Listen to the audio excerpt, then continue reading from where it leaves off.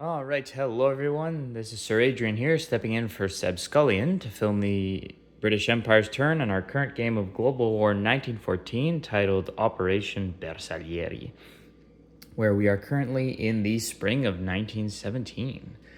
A couple of very quick housekeeping items. First, in terms of the Germans, the subs that raided here, we're actually going to raid in this season instead. To be out of range of the seaplane in Normandy, because those transports were all in port, so they don't get the movement bonus. So the one transport that had picked up a naval infantry and colonial infantry to amphibiously assault into Normandy wasn't actually able to do that because of that. So those units go back there, and this is here. And a quick side note as well, if they would have been able to do that, this seaplane would have been able to defend in that battle against those units, because it does have a defense value, unlike, say, a bomber, for example, or a 1914 fighter and transports. But anyway, so because of that, yeah, they'll be raiding, as I said, in here. And another quick thing, in the TTS file, this is one of the few errors I've noticed on the map there. It has the American IPP value on the East Atlantic convoy line as a 3, when in fact it's a 5. So the Germans did 3 damage against the Americans, but they didn't roll for the third sub. So I imagine they would have wanted to do that, and they were using unrestricted submarine warfare for all the others. So we will go ahead and roll that for them now, using unrestricted submarine warfare as well. So giving them a +4 instead of a +2. So this will be for them as the attacker. Yeah, so they do max out that line. So the Americans will be at 27 IPPs instead of, I think it was, 30 before. No, 29. Yeah, so they'll be at 27 instead of 29. There we are. Another quick note, just for clarification. So you roll the Q ships. I can't recall offhand if it's for every single sub or if it's just the one roll. I think it's just the one roll they get. But it's for every defending nation that has that tech unlocked. So in this case, for example, the British would get to roll that because they have Q ships, but the Americans wouldn't. But if the Americans did, then you would do 2 rolls, essentially, in that sea zone where they're raiding. 1 for the British and 1 for the Americans.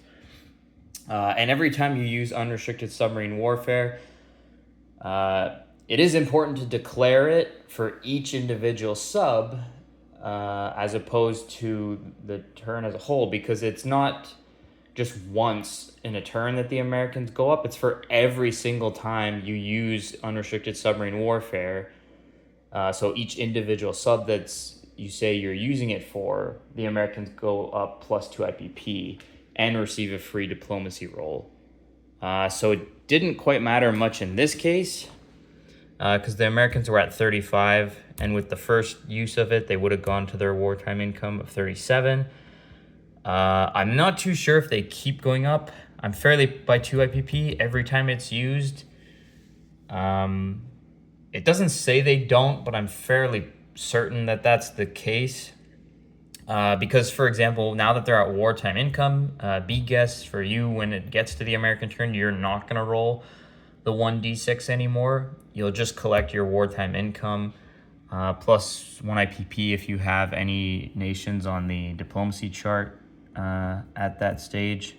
So currently just Brazil, you'd get an IPP for them because they're at stage 3. And then, of course, any territories that you take that are worth anything, you move up as any other nation would. So I'm fairly certain it's the same with unrestricted submarine warfare, where they don't keep increasing by 2 each time. I could be wrong on that, and if that's the case, I think that should maybe be clarified in the USA's national reference sheet or something like that. But even if that's not the case, I still do see them receiving a free diplomacy role each time. So in this case, the first use of unrestricted submarine warfare out of the 5 that the Germans had would have brought them to wartime income. So like I said, we'll play it like that for now until we're told otherwise, that they don't keep increasing. But they will receive 5 free diplomacy roles on 5 different nations when it gets to their turn, because it was used 5 times, including the one just now there to finish maxing out the line. So there's that. And then I think the only other thing is Russia. I know the way it works is that until World War I ends, essentially, you have to keep at least 1 unit in each Central Powers possessed land zone. The others can start moving their way out of Russia. And at the end of World War I, any that are in certain territories will kind of get removed anyways, because the rest of the map will essentially be out of play, aside from Russia, where the Ottomans, in fact, the Central Powers and the Allies will just be controlling certain factions. And the British in them will have some units in certain territories, and the French, and we'll get into that later. But I'm not sure if that means... so this turn, any units that started their turn in Russia can't leave. So the ones in Congress Poland couldn't go into Germany, for example. After that, they could start moving out. But again, you have to keep at least 1 unit, as I just mentioned, in each Central Powers possessed territory within Russia, basically until World War I ends. I'm not sure if that means that territories that don't have anything in them that you possess, if you have to essentially purchase a unit to place there that you then couldn't move or do anything with. Because once after this turn, once Russia becomes the Soviets, the Central Powers can't attack them, but the Soviets can't attack any of the Central Powers possessed zones until World War I ends, and then these will be removed, and again, we'll get into that later. So the Germans or Austro-Hungarians and that don't have to worry about any of that now. Excuse me. But yeah, so I'm not 100% sure about that, though. That doesn't make much sense to me. The way I thought it was played would be that you just have to keep at least 1 unit in there. So, for example, Smolensk only has 1 unit, so you can't move that one out. But territories where there was already nothing, like Grodno province, for example, you didn't have to purchase a unit or move a unit into there. So basically territories that already had units in them have to keep at least 1. That's how I understood it. If that's not the case, again, we might have to ask for clarification on that, just to be sure. And General Hand Grenade does have a video he did on the topic. So I might go and watch that again when I have some time, just to make sure we get that right. But other than that, I think that's it for the housekeeping. So as the British, we have 19 IPP to spend. We are going to spend all of it purchasing, or almost all of it. We're gonna spend 1 doing a diplomacy role for Norway, and then we're gonna spend the rest of it purchasing a mountain infantry for 4, an artillery unit for 5, a camel for 4, an infantry for 3, and a colonial infantry for 2. So that'll be all our 19 IPP. So we'll go ahead and roll for our diplomatic influence roll. See what we get out of that. That's a 2, so that's a success. So Norway moves to stage 3 for the British, so territory passage.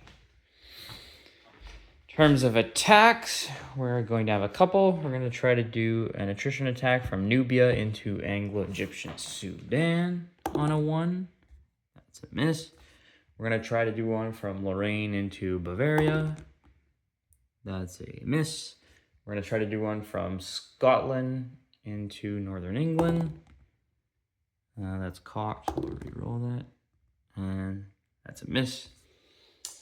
We're going to have our submarine try to raid the Baltic line. So +2. Well, they're both equal, but I should have mentioned before. But the green is the attacker, so +2. So 6. So to 4. So that's all we needed. So the Germans are going to lose 2 IPP there.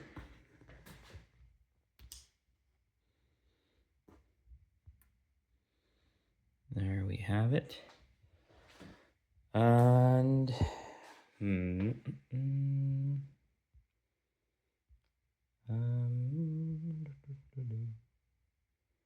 and we're going to have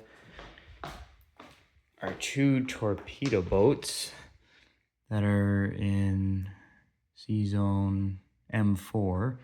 Going to move 1, 2. They're going to attempt to force their way through the Adriatic Gap and then force their way into the port in Austria to attack the damaged dreadnought. So first we have to roll twice to see if they make it through there. That's cocked, so we'll re-roll through the port. So one of them's going to get destroyed. It's cocked, we'll roll again. Okay, so one of them gets destroyed by the mine going through the Adriatic Gap. Now we have to roll again to see if it can make its way into the port. So it does. So now we could roll for combat. So it hits on a 4 or less. Nothing. Then the damaged dreadnought hits on a 7 or less. Miss. Round 2. 4 or less. That's cocked, so we'll re-roll it. Okay, so we get a hit there, and then the dreadnought on a 7 or less. And a miss. So the Austro-Hungarian dreadnought is eliminated, and our ship is just stays here in C zone M5. So essentially trapped there. But it fulfilled its mission, so that's all right. And the only other attack we're going to have is we're going to have a pre-dreadnought move from just off Egypt here. 1. And I have 3 cruisers move over there. We are going to have... I'm actually missing a unit there. Should be an infantry unit there. Not sure why that's missing, but a transport pick up the infantry unit that's supposed to be in Tripolitania. Move 1. Pick up 2 more infantry units and a cavalry. And move 2. And attempt to amphibiously assault Constantinople. So, we'll go ahead first and roll the bombardment. So the red dice is going to be for pre-dreadnought on a 3 or less, and the others, will be on a 2. So we'll go ahead and roll that. Nothing. Then we will have his coastal gun rolling. So that's 1 hit. Nothing. And nothing. But they did get 1 first strike hit, so we're going to have to lose a ship. So we'll lose one of our cruisers. Then we're going to have our units amphibious assaulting. So he's going to get a first strike on a 4 to start. That's a miss, thankfully. So we're going to get 3 on a 1 due to the mountain terrain. Nothing. And 1 on a 2 for the cavalry. Okay, so the cavalry got a hit. So I imagine the Austro-Hungarians would just elect to lose their seaplane after it's defended and all that.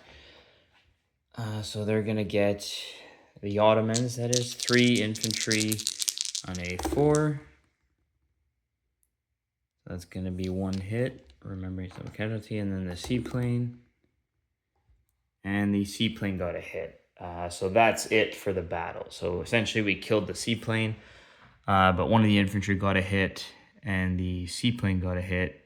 So because it's double casualties, we lose those units. And that's it for that. And that should be it. So non-combat, we're going to fly the seaplane in Gibraltar. It's going to go 1, 2, 3, 4. Actually 5 up into Normandy. The seaplane in Normandy is going to fly to Ireland. So 1, 2, 3. It's going to land there.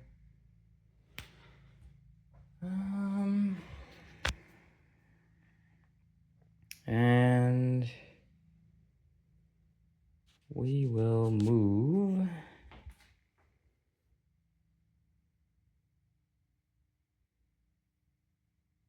We'll move 1 infantry down. No, actually, we'll leave them there.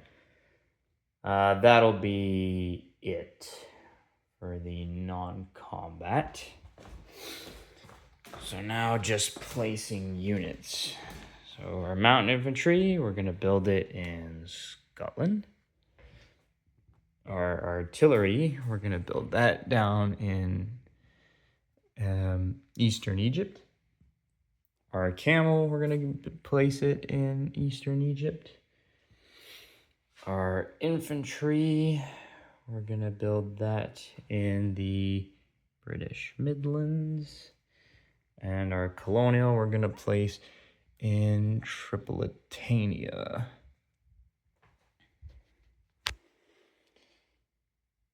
And yep, that'll be it right now. So we roll our wartime income to see what we collect. It'll be 2d6.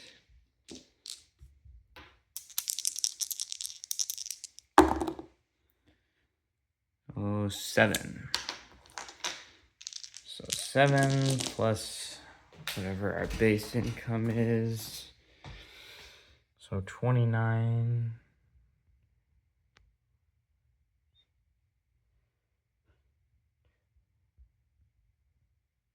That's 35. Plus the 1 IPP in trade for Norway. So 36 IPPs is what the British will collect. And now we will hand things off to the Austro-Hungarians.